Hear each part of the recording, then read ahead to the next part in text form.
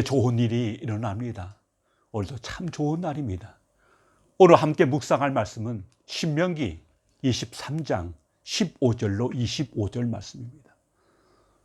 어떤 일을 하는 방법을 아는 것은 중요합니다. 그래서 노하우라는 말이 생겼습니다.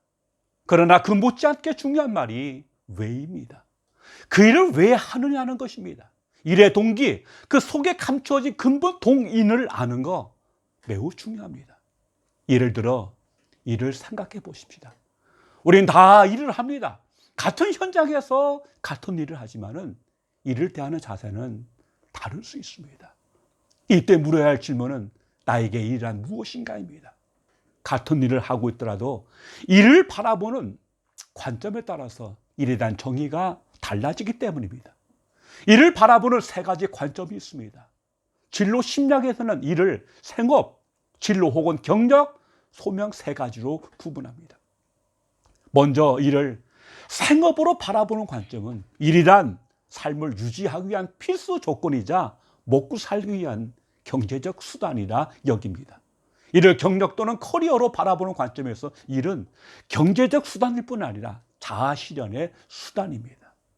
일을 커리어로 바라보는 사람은 생업으로 보는 사람보다 일 자체에 관심이 많고 일할 때 더 많은 재량권을 누리기를 바랍니다. 커리어에는 기본적으로 승진이나 출세의 의미도 포함되어 있습니다. 일을 잘해서 더 높은 연봉을 받고 승진하여 높은 자리로 올라가는 것에서 성취감을 느낍니다. 마지막으로 일을 소명으로 바라보는 관점이 있습니다. 일을 소명으로 바라보는 사명에는 일이란 자신의 정체성이자 자신이 추구하는 삶의 가치와 의미가 반영되어 있습니다.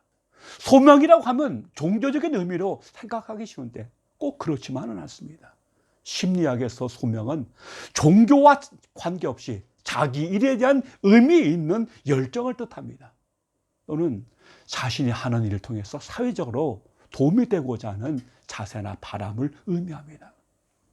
여기서 중요한 것은 일을 바라보는 관점에 따라서 우리 삶의 만족도와 직업 만족도가 크게 달라진다는 것입니다.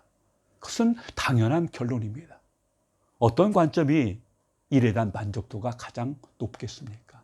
당연히 소명으로서의 일을 하는 것입니다. 하나님을 믿는 사람에게 있어서 소명은 하나님의 일을 하도록 부름받은 사람이라는 것만이 아닙니다. 성직자만이 아니라 자신의 일을 하나님의 영광을 위해 한다는 확고한 직업의식이 있는 자에게 모든 것은 다 소명입니다. 이를 위해서는 일을 대하는 자세뿐만 아니라 일의 내용 역시 하나님의 영광을 드러낼 수 있어야 합니다. 오늘 본문은 바로 그것을 말합니다. 15, 16절을 보면 종이 그 주인을 피하여 네게로 도망하거든 너는 그 주인에게로 돌리지 말라. 그리고 그가 너희 성읍 중에서 기뻐하는 곳을 택하는 대로 너희와 함께 거하게 하고 그를 압제하지 말라 하십니다. 여기서 종은 주인의 학대에 못 견뎌 도망쳐 나온 이방 민족의 노예를 말합니다. 그 종에게 자비와 긍휼을 베풀라는 말씀입니다. 그러나 당시 고대 사회는 그렇지 않았습니다. 기원전 18세기에 편찬된 바벨론의 함무라비 법전을 보면 도망한 종을 숨기는 자는 사형에 처해야 한다고 했습니다. 그만큼 노예에 대한 법이 엄격했으며 노예에 대한 속박과 압제가 대단히 컸습니다. 이런 시대의 유의 말씀은 상당히 휘발성이 큰 주제입니다. 민감하다는 뜻입니다. 자칫하면 국가 간 외교적인 문제로 비화될 수 있으며 때로는 불이익을 당할 수도 있습니다. 그럼에도 불구하고 하나님께서는 노예된 자들의 처지를 누구보다 잘 아시는 분이십니다. 이스라엘 백성들도 자신들이 애굽의 노예 상태로부터 구원받았던 과거를 잊을 수 없는 백성들입니다. 따라서 본문은 과거에 애굽의 압제로부터 구원받은 경험이 있는 이스라엘에게 가혹한 주인의 횡포를 피해서 도망쳐 나온 이방의 노예를 또다시 그 가혹한 주인에게로 넘기지 말라는 말씀으로 하나님의 자비를 잘 보여줍니다. 이런 사실이 알려지면 당시 주인에게 가혹한 취급을 당하고 있던 이방 노예들이 자유로운 율법의 보호가 있는 이스라엘로 도망해 오지 않겠습니까? 이는 하나님의 백성의 삶이 이방인 노예에게 복음이 되는 것을 의미합니다. 물론 그 복음은 이방인 종이 진정으로 자기의 구원을 위해서 하나님의 공동체로 도망해 올 경우에만 열매를 맺을 수 있습니다. 이 규정은 이방인의 압제 속에 고통받을 자들을 염두에 두고 제정한 하나님의 은혜의 표현으로서 하나님의 구원이 이방을 향해 이미 열려 있었음을 보여주는 귀중한 말씀입니다. 또 하나 분명한 사실은 이 은혜는 그 은혜의 자리에 오기 위해서 최선을 다하는 자만이 누릴 수 있는 특별한 특권이라는 것입니다. 하나님 나라도 이와 마찬가지입니다. 하나님 나라도 바로 그것이 인간에게 완전한 자유와 평강을 줄 수 있는 유일한 곳이라는 사실을 알고 동경하며 그 동경하는 곳에 이르기 위해서 적극적으로 행동하는 자에게만이 주어진다는 것입니다. 예수님은 이러한 자들을 천국에 침노하는 자들이라고 하셨습니다. 애써 노력하는 사람들이라는 뜻입니다. 그렇습니다.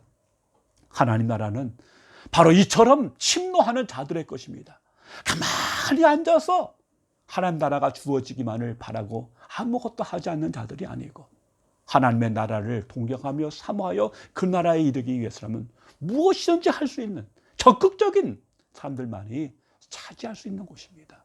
사도 바울은 고백하기를 내가 선한 싸움을 싸우고 달려갈 길을 마치고 믿음을 지켰으니 이제 후로는 나를 위하여 의의 멸류관이 예비되었으므로 주곧 의로우신 재판장이 그날이 내게 주실 것이니 내게만 아니라 주의 나타나심을 사모하는 모든 자에게리라고 하였습니다.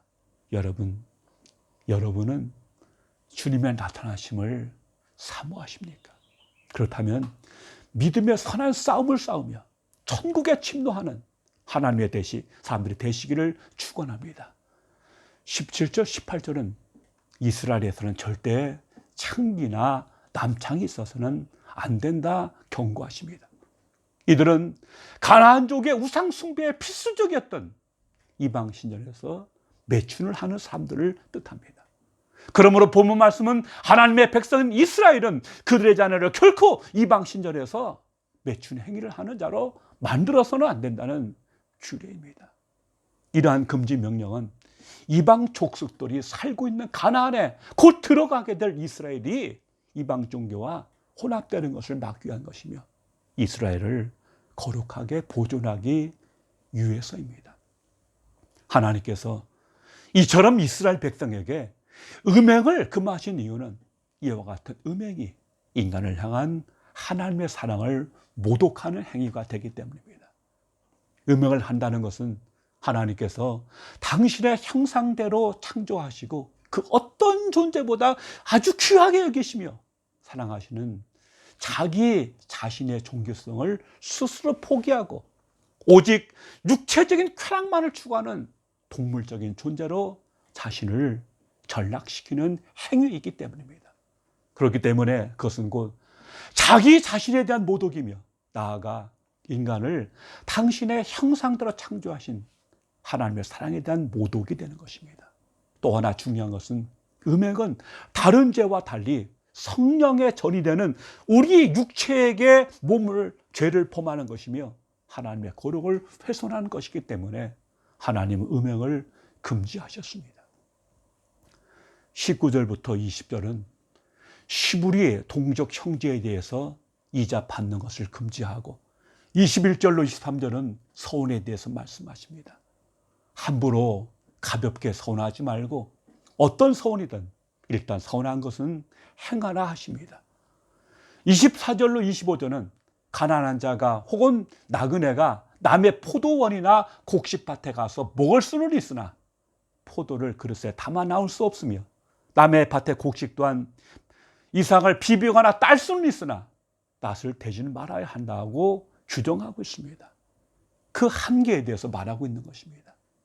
중요한 것은 이 모든 규정들이 왜 주어졌느냐 하는 것입니다. 이자 금지 역시 오늘의 은행과 같은 정상적인 금융업을 하지 말라는 게 아닙니다. 여기서 이자는 히브리어로 물어뜯다는 뜻의 네세크인데 정당한 이자보다는 물어뜯긴 것 같은 느낌을 받게 하는 고리대금의 이자를 받지 말라는 것입니다. 오늘 본문에서 이방인들을 대상으로는 이자를 받아도 된다고 합니다. 여기서 이방인은 무역 상인들로서 상업적 목적으로 돈을 꾸는 걸 말합니다.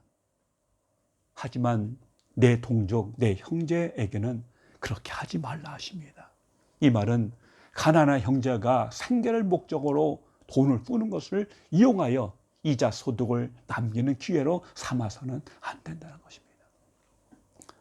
본문이 말하고자 하는 것은 재물보다 형제됨이 더 우선이라는 것입니다.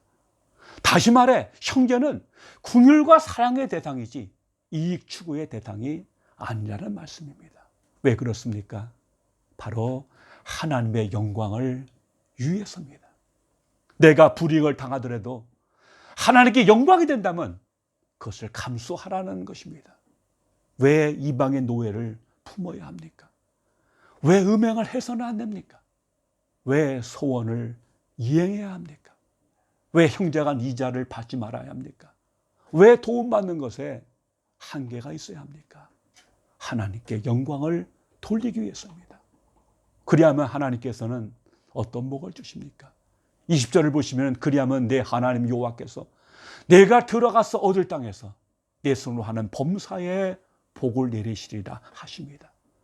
내 손으로 하는 범사란 말은 히브리어 원문에 의하면 너의 손을 뻗어서 취한 모든 것 안에라는 뜻입니다. 그것을 축복하시겠다는 말씀입니다.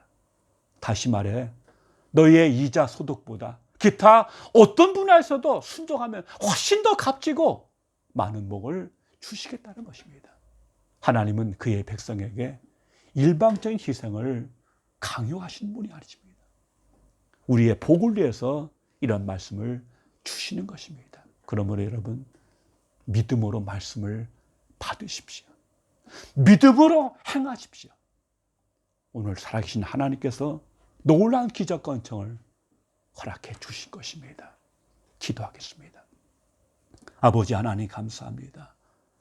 어떤 일을 행하든 하나님의 영광을 위한 삶을 살게 하시고 우리의 일거수일투족 일과 그 모든 것이 소명으로 하나님께 드려지게 하시고 그 수고를 통해서 이 땅에 주의 복이 흘러가고 하나님 나라가 이루어질 수 있도록 주의 복을 더하여 주시옵소서. 예수님 이름으로 기도하옵나이다. 아멘.